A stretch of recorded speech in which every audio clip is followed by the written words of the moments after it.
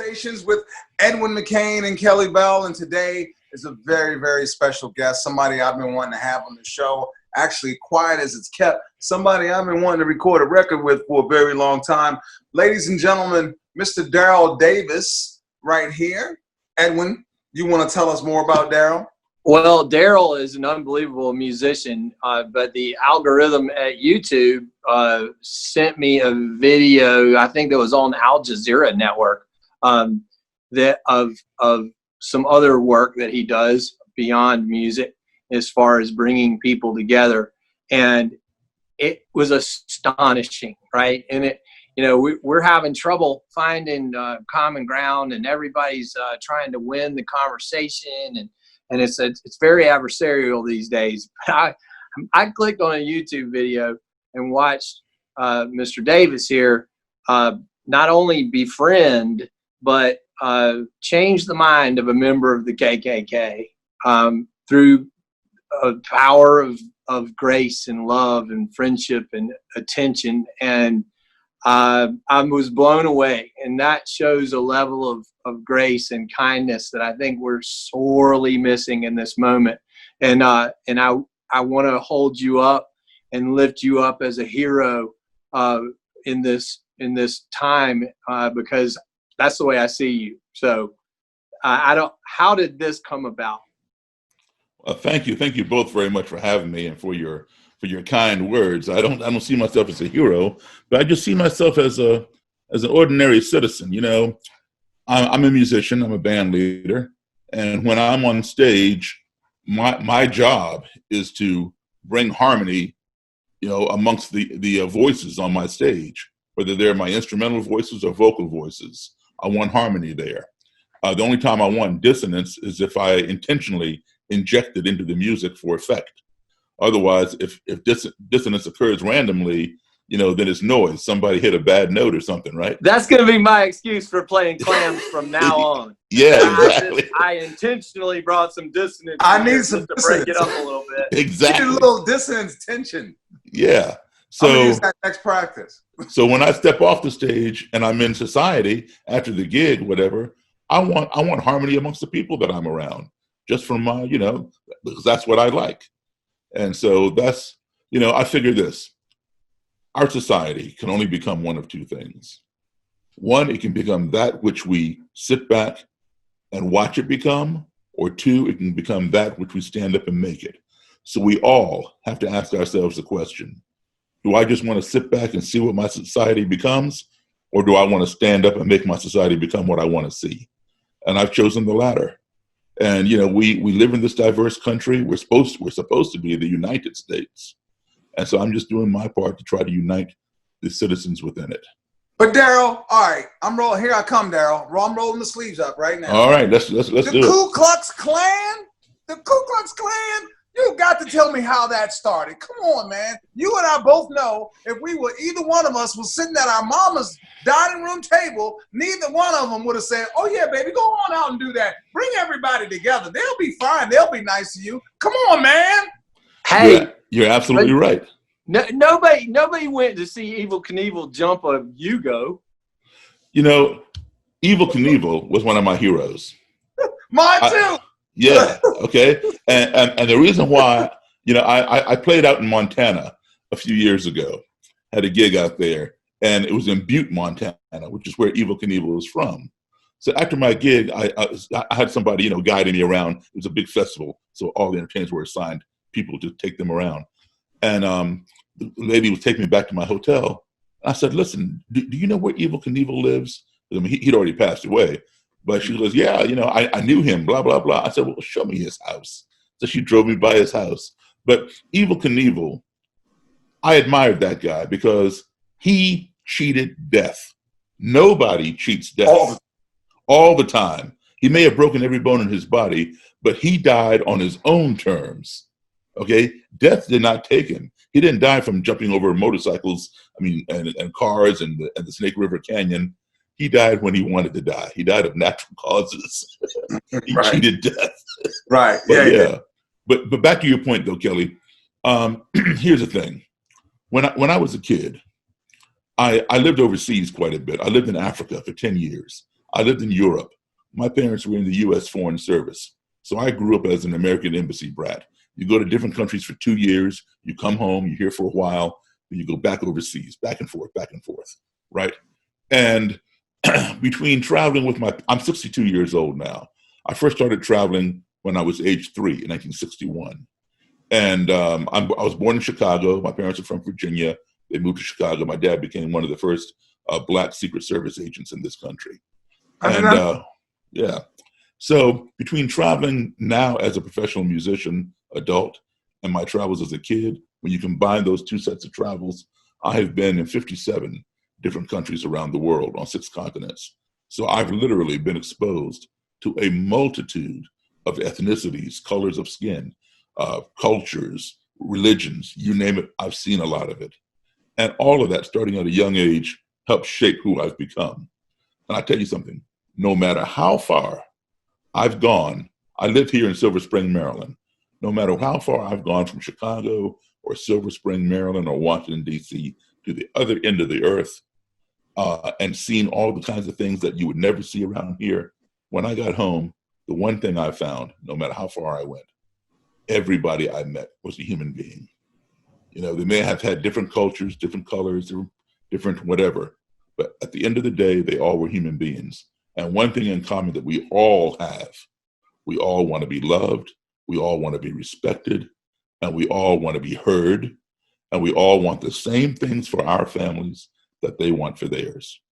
And Edwin is shaking his head, and he's agreeing with everything you're saying, and I'm not saying I'm not. But Daryl, the Ku Klux Klan, I'm getting there. I'm getting there, Kelly. I'm not letting this go, man. No, I'm going to take you there. In fact, you know what? I'm going to take you to the next rally I go to. Now, I'd go. I know you will, and I will take you. Presenting that challenge, you know me well enough. I will, and I will take you. Absolutely.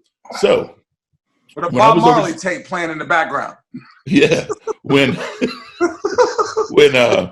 I was overseas as a kid in elementary school, you know, my classes were filled with kids from all over the world. Little Nigerian kids, Japanese, French, German, Italian, Russian, whoever had an embassy in those countries, all of their kids were at the same school. So if you open the door to my classroom and stick your head in, you would say, this looks like United Nations of little kids, because that's exactly what it was.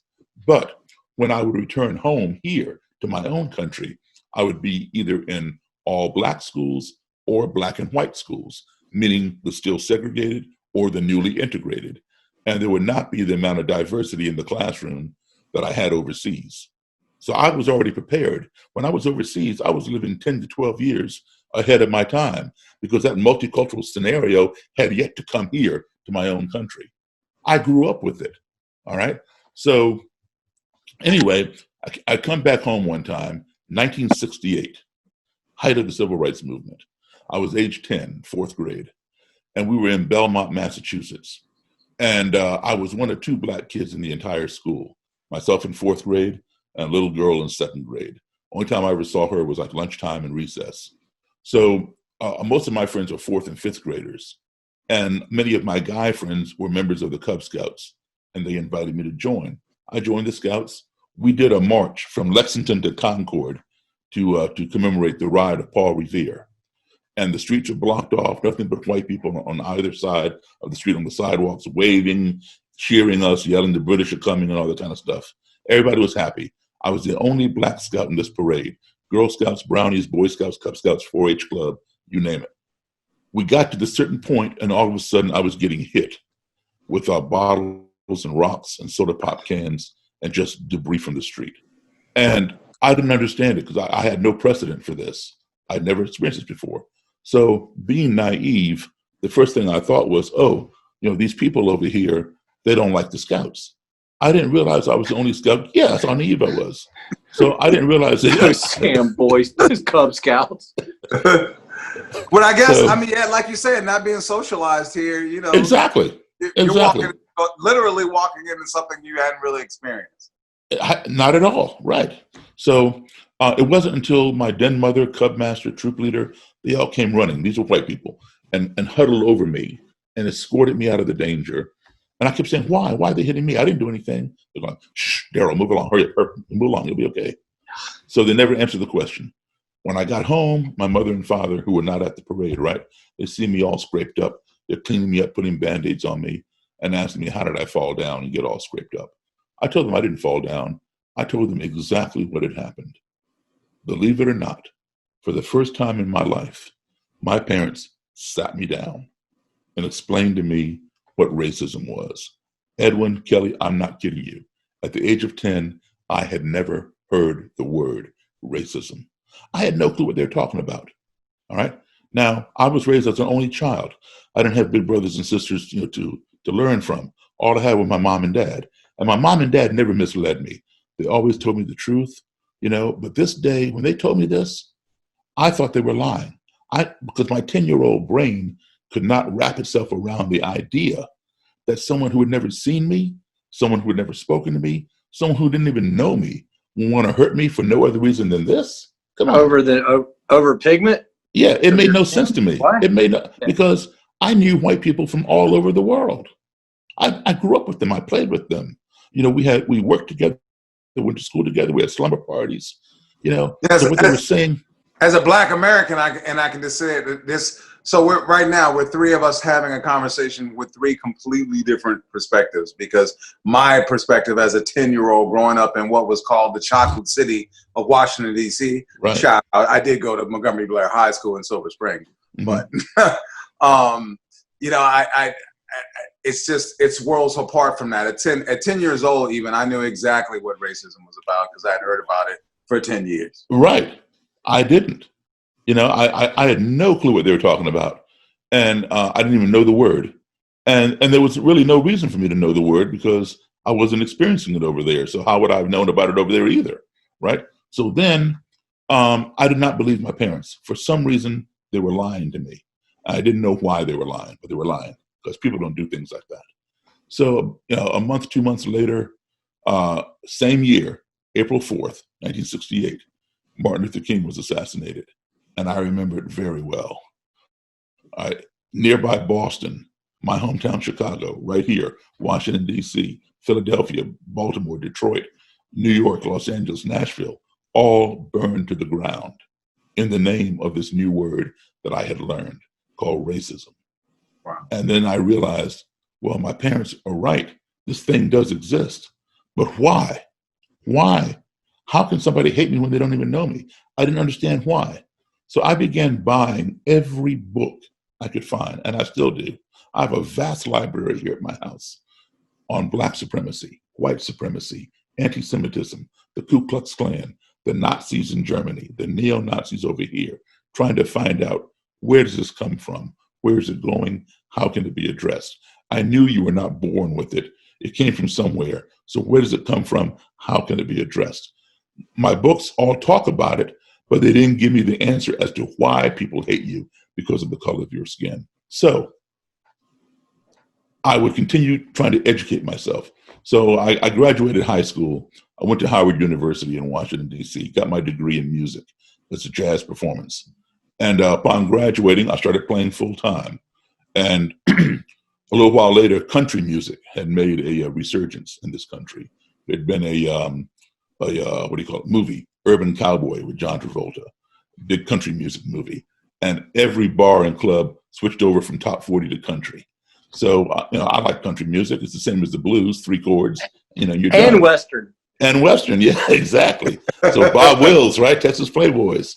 So anyway, I joined a country band. And the band was established here in Maryland.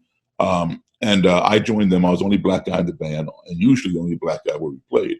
So we played this place up in Frederick, Maryland, called the $Silver Lounge. And Wow. yeah, and it was known as an all-white bar, lounge. And by all white, I don't mean that blacks could not go in, but they chose not to go in because they were not welcome there. So it was a good choice. Because when you go somewhere where you're not welcome and alcohol is being served, not a good combination. So here I was in the $Silver Lounge. And we played the first set and came off on a break. And I'm walking across the dance floor to go sit with my bandmates. And I feel somebody come up behind me and put their arm around my shoulder. And I don't know anybody in this place. So I'm going to turn around and see who's touching me. And there's a white gentleman, 15, 18 years older than me. And he says, man, I really enjoy your all's music. I said, thank you. I shook his hand, thanked him some more.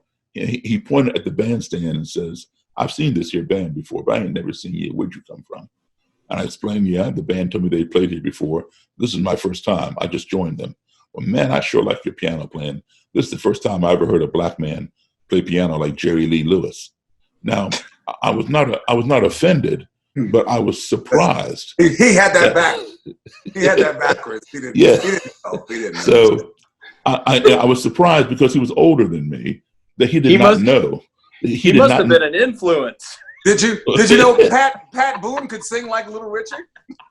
Pat Boone wrote all the Little Richard songs, didn't he? Of course. So, I was shocked that he didn't know the black origin of Jerry Lee's style. And so I told him, and he didn't believe me. I said, look, man, I know Jerry Lee Lewis. He's a friend of mine. He's told me himself. Wow. He didn't believe I knew Jerry Lee. He didn't believe Jerry Lee learned anything from black people. But he was fascinated enough with me that he wanted me to come back to his table and have a drink. So I wanted a cranberry juice. He ordered it. He took his glass and he clinks my glass and cheers me. And then he says, this is the first time I ever sat down and had a drink with a black man. And now I'm like really curious. I had sat down with thousands, literally thousands of white people at that point in my life and had a beverage, a meal, a conversation.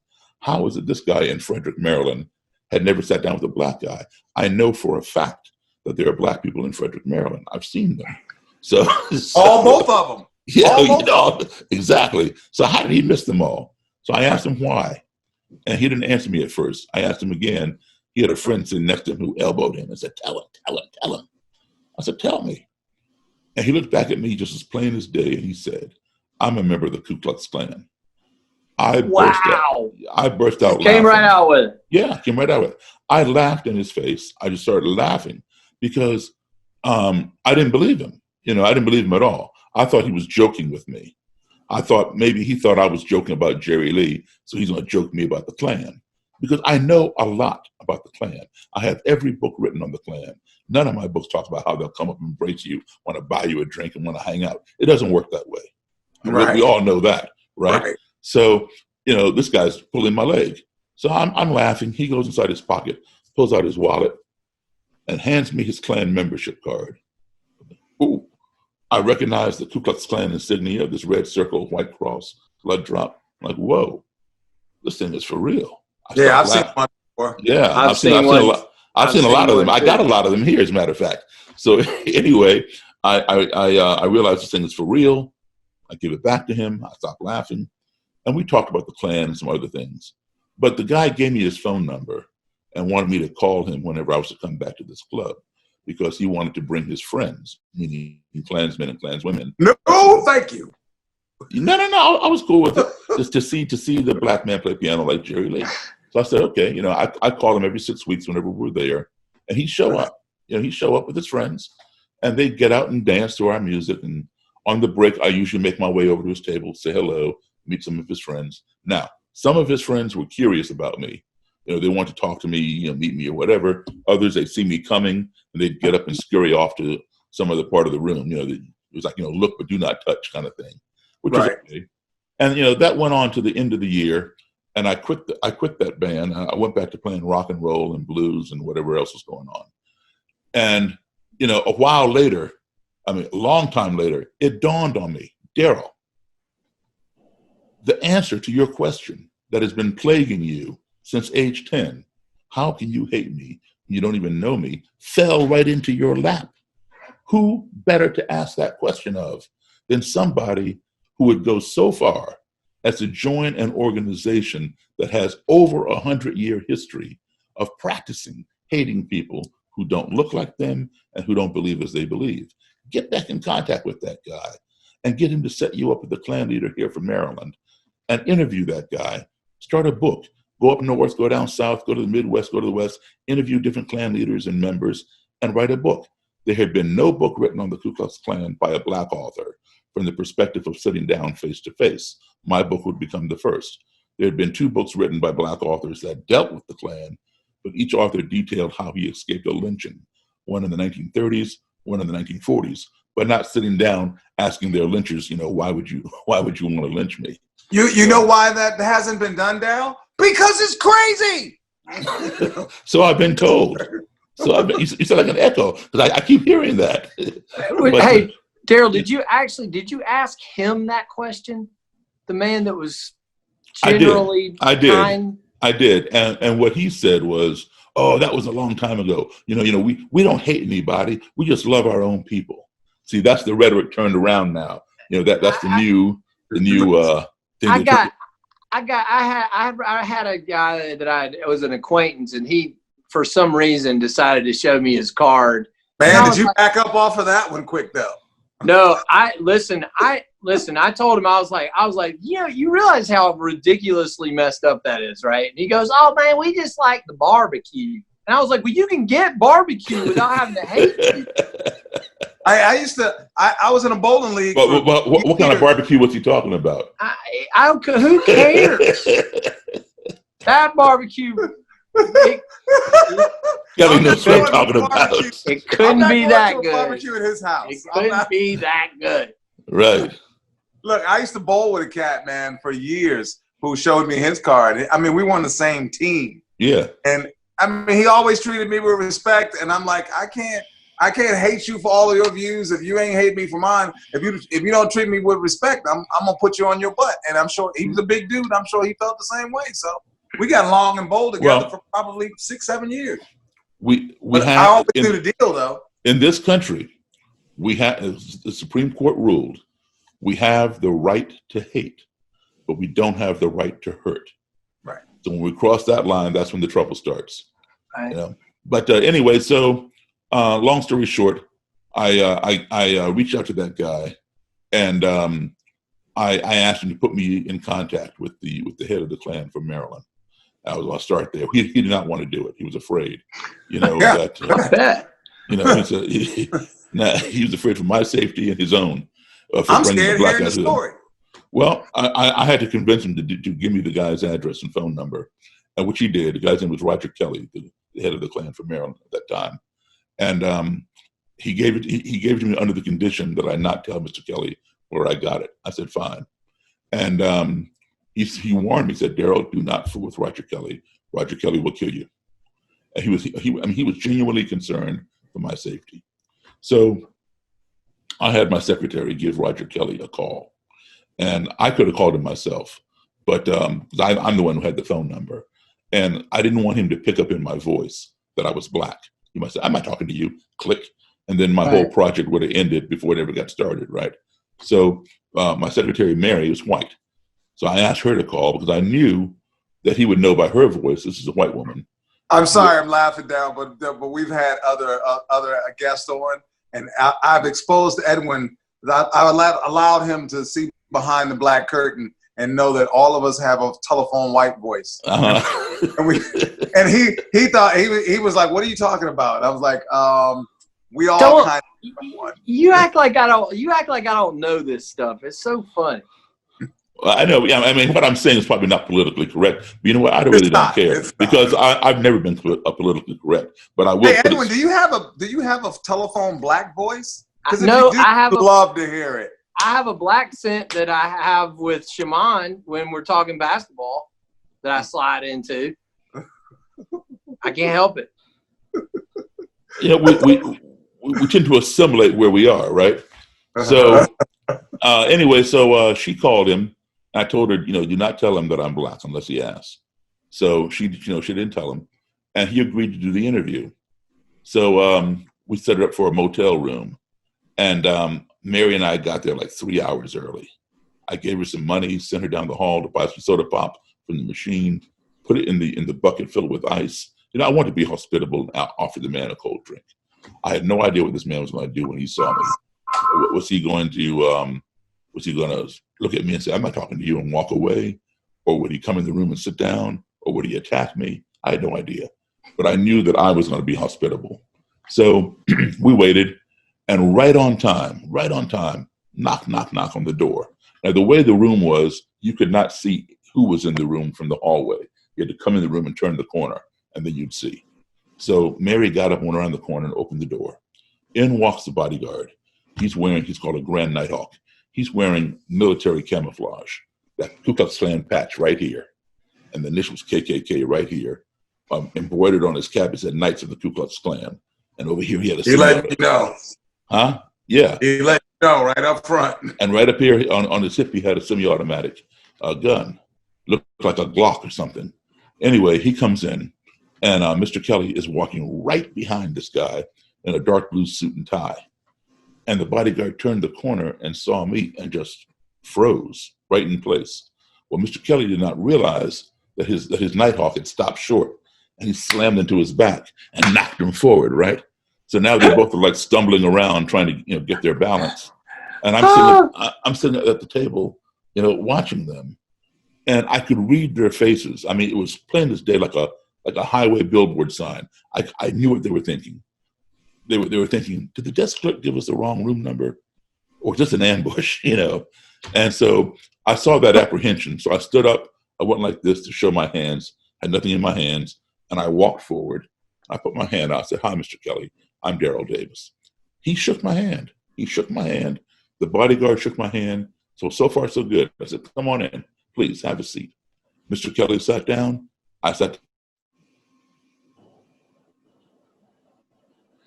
Oh, I think so. Obviously, we're having a quick technical problem. We'll get that fixed as soon as we can. I'm sorry, David. I'm sorry, Daryl. Your thing froze a little bit, so we lost you right where you shook hands with the bodyguard. They sat down. Yeah. Okay, so I shook hands with the bodyguard and Mr. Kelly. Mr. Kelly sat down. The bodyguard stood at attention to his right, and then and right before I could sit down, Mr. Kelly says, "Mr. Davis, do you have any form of identification?" I said, "Sure." I handed him my driver's license. He says, "Oh, you live on such and such street in Silver Spring." Now that had me a little concerned. Why is he looking at my street? All he needs to do is look at my picture, my name, my face, match it up, give me back my license. So I said, "Yes, Mr. Kelly, that is where I live. And you live at," and I named his address and his street. That way he knew that I knew where he lived. So, right. I'm leveling that playing field. You come visit me, I'm going to come visit you. So, we're going to confine all this visiting to this motel room, right? So he smiled, he nodded his head. I did not realize, that I was being presumptuous that day. I had no reason to fear him coming to my house uninvited. I found out many months later. But he wasn't doing that. He didn't know you like that at that point. So he was still trying to make a point in the moment. Well, no. I found out later on. It was me being overly cautious. What it was this. I didn't know. One of his members lived right down the road here, in 2 neighborhoods over. My street runs there, all right? He just recognized the street name. It was just pure coincidence. I had no way of knowing that at the time. Yeah. And so that member that lived there, he is now in a federal prison in the state of Maine for committing a hate crime. He's there for a long time. So anyway, we got on with this interview. I had a bag sitting beside me. In my bag, I taken out a cassette recorder, set it in the middle of the table, got his permission to record the interview. He said, fine. I had some blank cassettes in the bag, and I had a copy of the Bible, because the Klan claims to be a Christian organization, and they say that the Bible preaches racial separation. Now, I've read the Bible. I've never seen that in there. So I want to be able to reach in, pull out my Bible and say, "Here, Mr. Kelly, please show me chapter and verse where it says blacks and whites must be separate." So I'm all prepared, right? So, we're having a good conversation. And, every time my cassette ran out of tape or he made some biblical reference, I'd reach down to get a fresh cassette or reach down to get the Bible. Whenever I'd reach down, the bodyguard would reach up to his hip to where that gun was. And I understood that. He was doing his job. Because he was. Yeah. He has no idea what's in my bag, and that's his job, to protect his boss. So after a while, he realized there was no threat in the bag. He relaxed. I went in and out of the bag. He didn't move. A little over an hour into this interview, we were talking like we're doing right now, and all of a sudden, there was a very fast, quick, short noise, like a shh. That was it. We all jumped. I jumped up out of my chair, and I hit the table. I was getting ready to come across that table, because just in that split second, I knew that he had made this noise, but it was too short and too fast for my ear to discern what it was. So because I could not figure it out, I perceived it to be an ominous, like threatening noise, and I feared for my life. And I knew if I didn't make it, he had to have made it, right? So I got everything running through my head. That other Klansman to me, don't fool with Roger Kelly, he'll kill you. That's in my head. Here I am sitting with the Klan leader in this room. He's making some weird noise I can't explain. And the man standing next to him has a gun. This is not a good scene. So right. I feared for my life. And when you fear for your life, you will go into what we call survival mode. And there are only like 4 things you can do in survival mode. Some people, they pass out, they faint. Yeah. Because the fear is so great, their brain cannot process it. And the brain shuts down and you pass out. I don't do that. Other people, they start shaking and their muscles constrict and they freeze. You can be punching them. They won't even be trying to block your blows.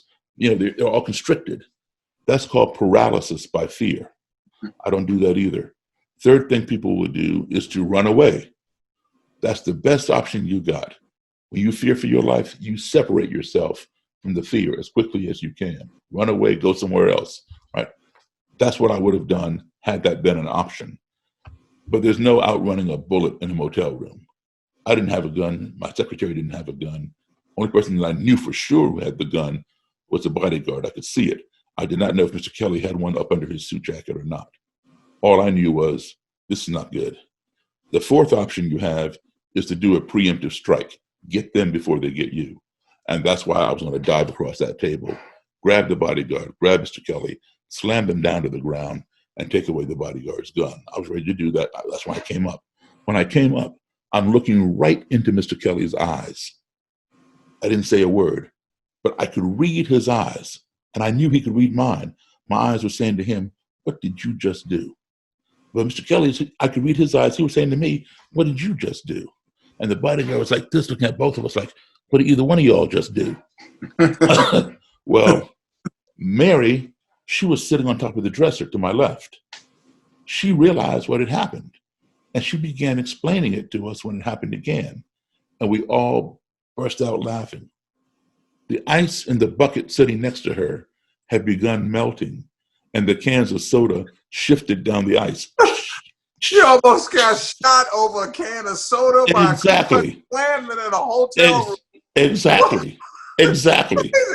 Exactly. But this.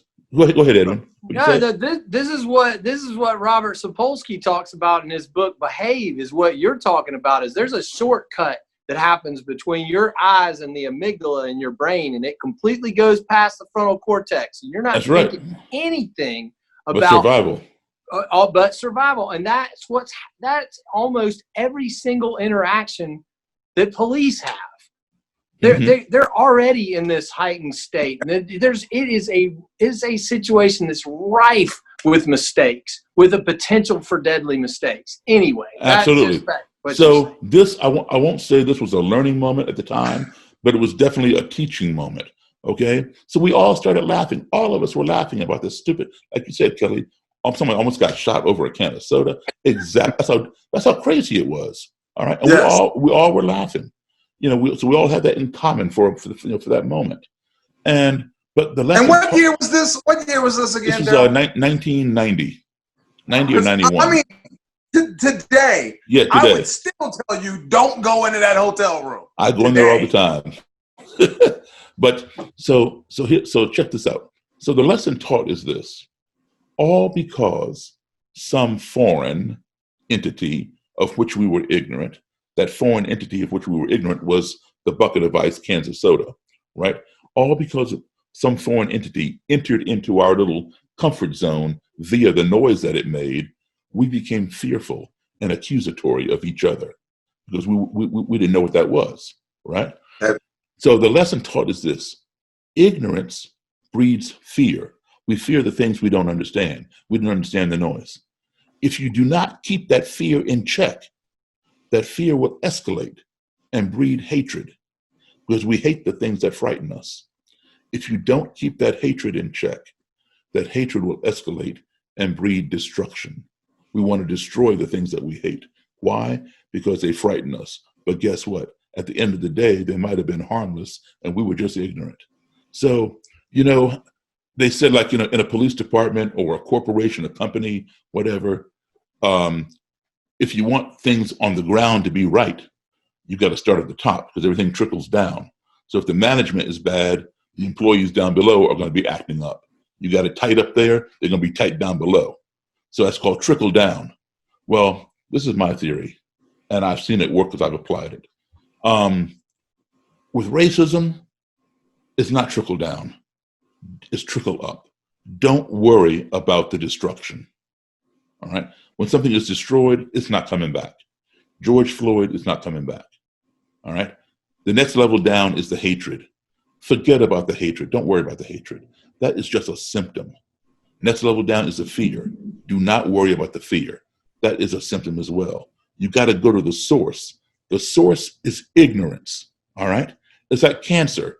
If you have cancer in your bone, you can't just put a topical cream on top of or a Band-Aid and that's it. You got to go down to the bone, hit that with radiation or chemo or whatever you're doing, right? Ignorance is the source. If you cure the ignorance, then there's nothing to fear because you fear what you don't know. When ignorance is cured, then you do know, so there's nothing to fear. With nothing to fear, there's nothing to hate. With nothing to hate, there's nothing to destroy. The good thing is this: there is a cure for ignorance. That cure is called education and exposure. All right? So we focus on educating people and exposing them to things they've never seen, then we don't have any fear. It's simple as that. You're walking down the street, you see me come in the middle of the night. If you know me, you're cool. If you don't know me, I'm getting the hell out of your way. I'm getting the hell out of the way. Most we'd be a good tag team. Yeah, but this is normal for anybody, regardless of what age, all the way to adulthood. I'll give you an example. I lecture all over the world and all over this country, mostly universities and stuff, but sometimes elementary schools, middle schools. Sometimes I'll be talking to kids in a classroom and just talking casually, whatever.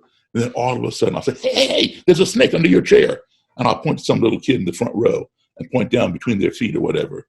Man, everybody from 5 rows back starts screaming and throws their legs up in the air, just at my suggestion that there was a snake under one of the chairs in the front row.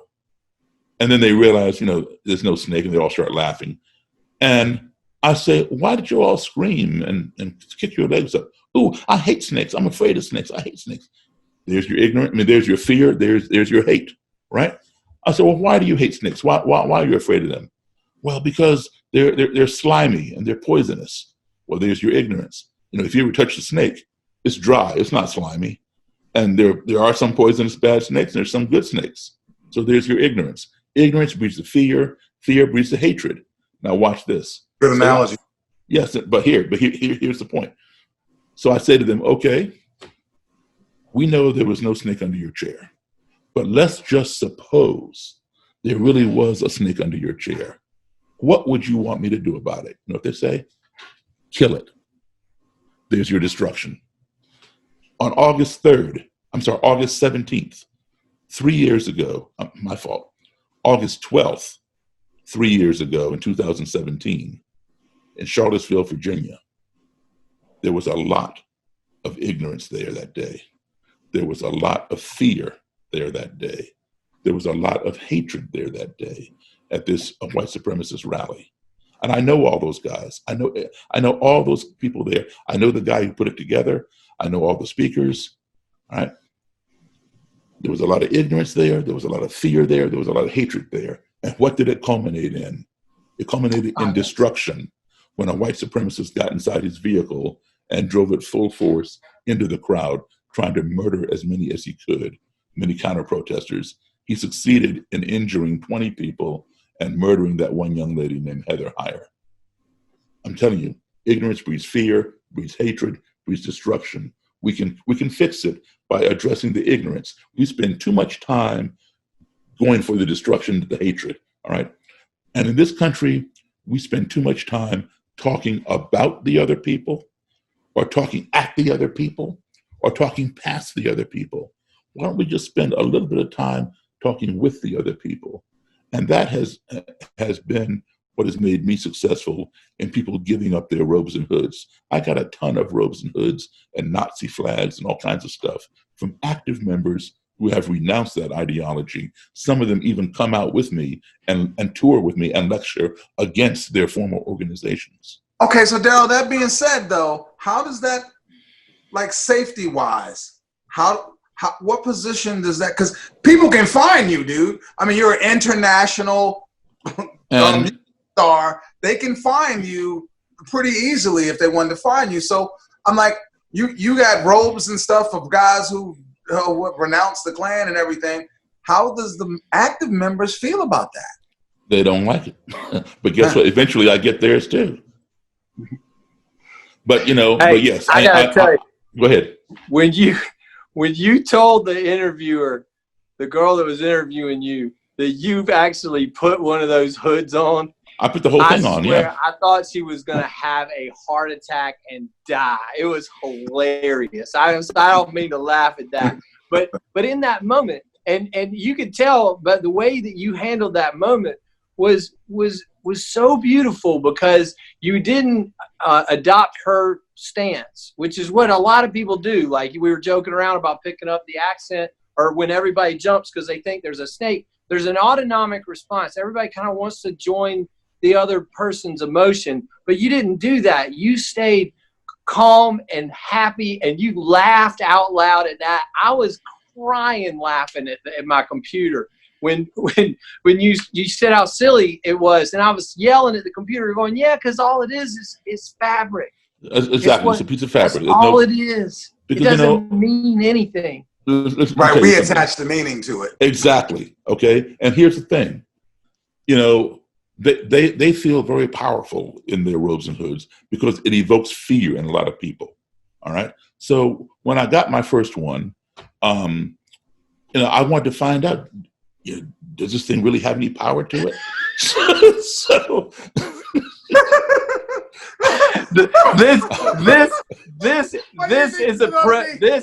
this is a Freaky Friday premise to a movie. Like, oh my God.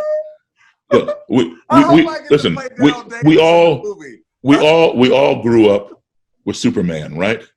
You remember Clark Kent in his little gray suit, mild, meek-mannered reporter from a great metropolitan newspaper, and then he goes into a phone booth and vroom, Superman, in this costume.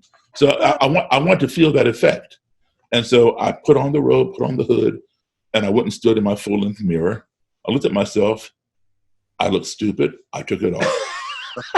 And that was the only time I ever wore it. I got a bunch of them now. But did you have some overwhelming like that?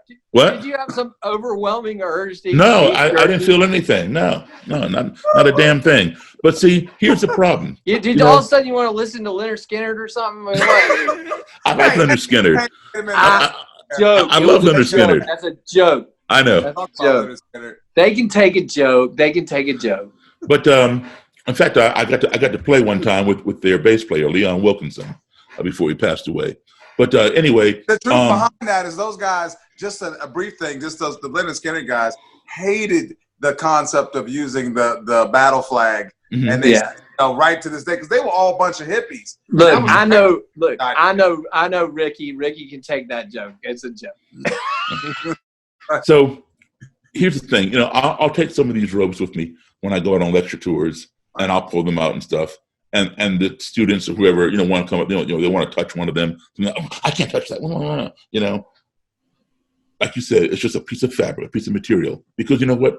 You and I and all of us here, we all know people who wear suits and ties, who wear Hawaiian shirts and Bermuda shorts, who wear, whatever you all have on, a judge's robe, a police uniform with a badge and a gun, who all feel the same way as the person in the robe and hood. But Daryl, let me say this. I don't want to hold you. I know we're already going late now. It's okay. I'm fine with you if you're fine. But so how if you compare that robe, and we're talking about symbolism, then how do you compare that to the use of the N-word? If it's just a word, do we take the power away from it by allowing other people to use it frivolously? No, I don't believe that anybody should use that, blacks or whites. That's my opinion. Okay, because I get questioned all the time. Well, how come blacks can say that word, and somebody else says it, it's offensive. You all want to fight and stuff. Well, the analogy that I give is this: if you and your brother, as siblings, how you have sibling rivalry, whatever, you get into a fight with your brother, and your brother gets mad and calls you an SOB. Well, it's mute because you got the same mother. So right. If you're an SOB, so is he, right? Right. So it has no sting to it. So when a black person calls another black person by the N word, it has no bite. But if I were to call, you an SOB, and I'm not your brother, you're gonna knock my teeth out for insulting your mother. If you call me the N word and you're not black, then I'm gonna knock your teeth out for calling me the N word or whatever. So that's the difference. But really, we shouldn't be calling anybody anything but by their name. Show them that respect. And certainly, if you have an issue with somebody, then call them whatever you want to call them, but direct it at them, not their whole family, their race, their religion, whatever. You got a problem with the individual, insult the individual. Edwin, I don't like you. I never have. It's not because you're white. It's just because you're Edwin. So okay, it might have a little to do with the fact that you're white too. Maybe a little. You're a terrible liar, Kelly. You're a terrible liar. So coming around to today, this all ties in.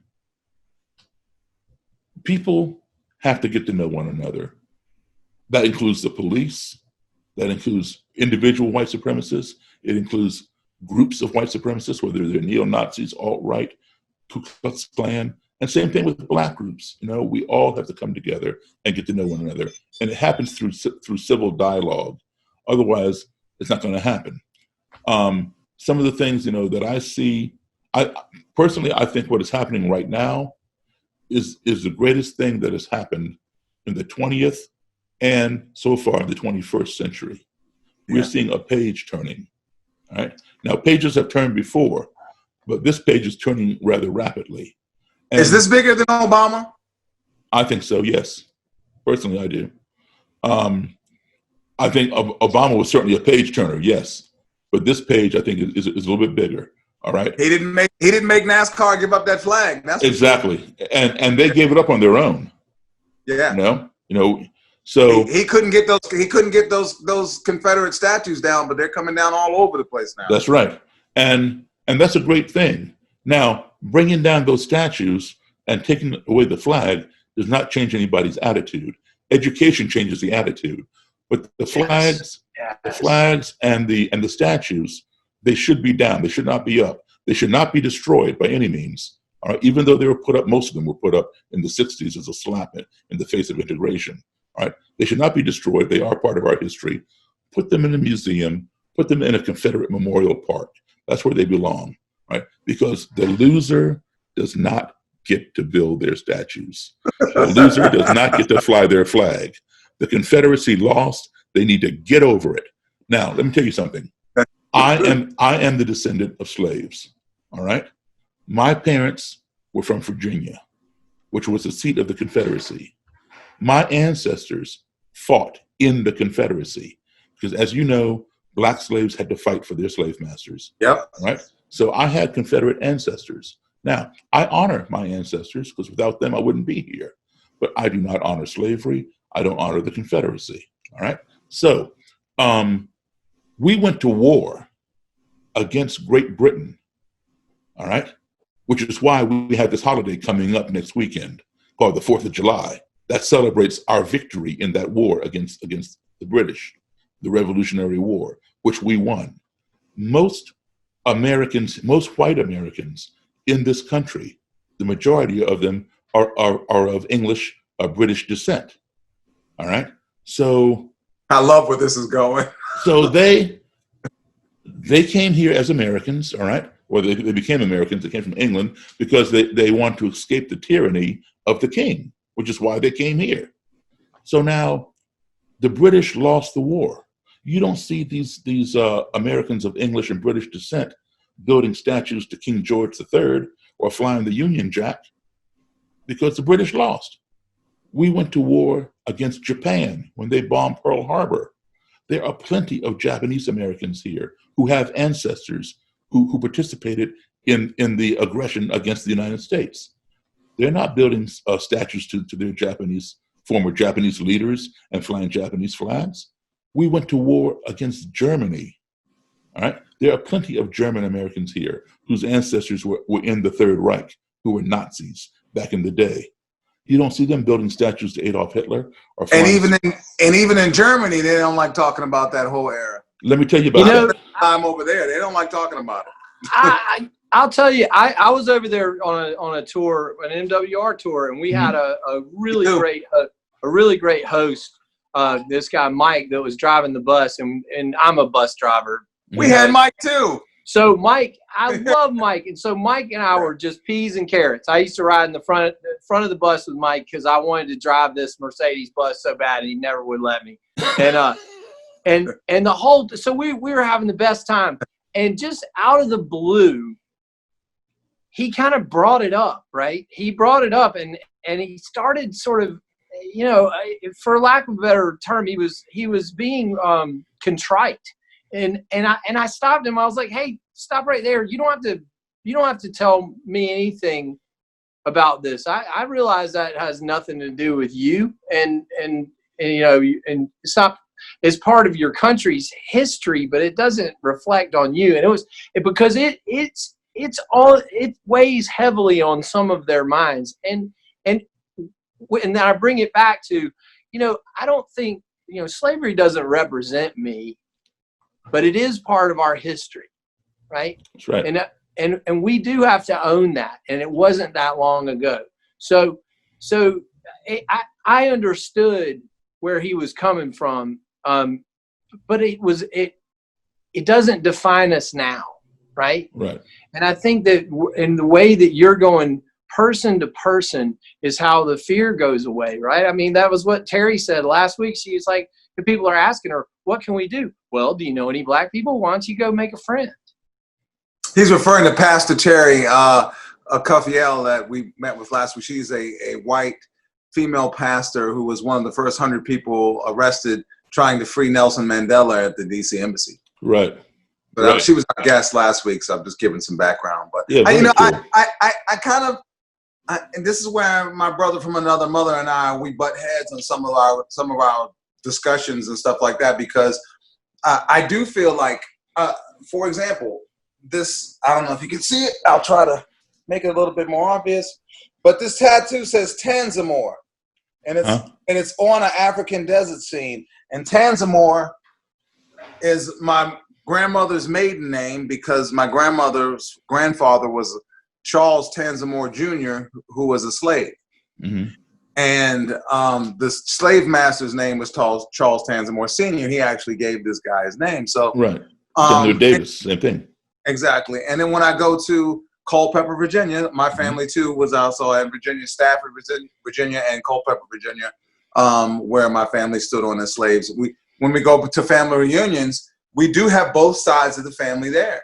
Right. And it's always a weird apprehension. It's always wonderful once we're together for a while, but it's never forgotten of how we became a family. I would love to say that it's not and that someday it'll be gone, but it isn't. And it's almost always important for someone from either side, if not both, to acknowledge the elephant in the room before we can move on with our joyous day. Absolutely. So to say that it's, that it doesn't define us, for me, I can't genuinely say that, because if it didn't define me at all, literally define me, then that apprehension probably would not exist. That's a good point. I mean, I'm back to my my adoption out because I don't have any clue, right? So I don't have. It dead ends with me, right? So I don't have. I don't have a recent history. Mm-hmm. But see, Kelly, that's a step. because years ago they probably would not have had that family reunion. Absolutely. Just like the Jeffersons, right? Thomas Jefferson's family, right? Not moving on up. Yeah. Not George Jefferson. I love that show. Yeah. So, because there's a big divide now. They have 2 reunions now. Because, once it was proven that there's some black Jeffersons, some of the white ones do not want them at the reunion and all that kind of stuff. They're in denial. They have their own reunion, and then there are others who do welcome them. So now they have 2 reunions, the racist one and the regular one, right? That is the racist one and the regular one. That's crazy. Like, how the man was one of the biggest slave owners, period. Come on. Now, did you know? Wait a minute. Are you saying, how did I not know that? No, not you. I wasn't pointing at you. When I was people. pointing at you, I was speaking to all white people. No, okay. that's not. I don't mean that either. Now, did you know this? Okay, Thomas Jefferson's wife, her name was Martha Jefferson. All right, his slave mistress, of course, we all know, was Sally Hemings. Yeah. Did you know that Martha and Sally were half sisters? I did not know that. Check it out. They were half sisters because Martha's father, Thomas's father-in-law, he also owned slaves, and he had a mistress. He was messing with Sally's mother. Oh, wow. And he gave birth to Sally. Thomas Jefferson's father-in-law gave birth to Sally. So his daughter Martha and Sally were half sisters. Now, man, Thanksgiving's complicated. It's getting complicated, isn't it? Now, if you take a look at pictures of Sally and Martha, they look very similar, except one's darker and one's lighter. Yeah, basically what you're saying is one of them could pass and the other one couldn't. Exactly. So it's funny you say that because and God rest their souls, but I had an aunt and a grandmother on my father's side who were very, very fair skinned, much lighter than my brother right there. And they would go downtown in the 40s in particular, and when black folks weren't allowed to come in the front door of the store or try clothes on, they were able to do both. And people looked at them a little sideways, but they also processed their hair real well, so their hair kind of laid down. And like I said, they were very fair skinned, and they dressed to the nines as they went down, and they would go, and that was one of their joys. My aunt, my auntie, and my grandma Gertrude, that was their thing, is to go downtown and try clothes on because they weren't welcome. But they did. I bet that was fun. It was. Well, back in the day, they would not put. Well, first of all, they didn't play black artists on white radio stations. There were only a few stations that would do that, like Alan Freed or somebody. But most of them would not play black records. So the record companies, oftentimes would not put the black artist's picture on the sleeve of the 45 or on the album jacket, especially if the guy had a smooth, silky voice, like a Nat King Cole. Nat King Cole, yeah. Yeah, or the Platters. That way people didn't know they got played. And they did the same thing. They did the same thing with us. I know growing up, there's no way in the world you could have told me that when Fly Like an Eagle came out, that was from a white band. And then years later, I opened for Steve Miller and went, wow. Hey, look, Daryl, we could keep you all day, man, but I know we got to get out of here. I want to thank you so much for being my pleasure. Thank you for having me. We would love to have you, Kevin. But before we go, can you tell us and tell everybody listening, where can folks get a hold of your books and where can folks get a hold of your music? Okay, DarylDavis.com, and Daryl is spelled Daryl, 1 R. And the original book is out of print, but it's going to be reprinted this year. And it's called Clandestine Relationships. And the new book I'm working on a second book, which will also be out probably around the beginning of next year. And also there's a documentary on me called Accidental Courtesy. You can check that out on iTunes has it, Amazon Prime. Exceptional. Yeah. It's exceptional. So when that other book comes out, would you please come back to the show and absolutely, we'll do part 2. Promote it and talk to you about it. Thank you. I'd be happy to. So again, everyone, you'll see a little flash down at the bottom that'll say where you can get Daryl's music and where you can get his books. And for my very good friend, this is Conversations with Edwin McCain and Kelly Bell and our fabulous guest, Mr. Daryl Davis. Please check out his music, check out his writing. And Daryl, we always end with this. We wish peace to everybody, man. Peace to you all, and thank you all for having me, and thanking Stephanie Reisner for producing this for us. Yeah. Thanks, Daryl. Thank you. Take care.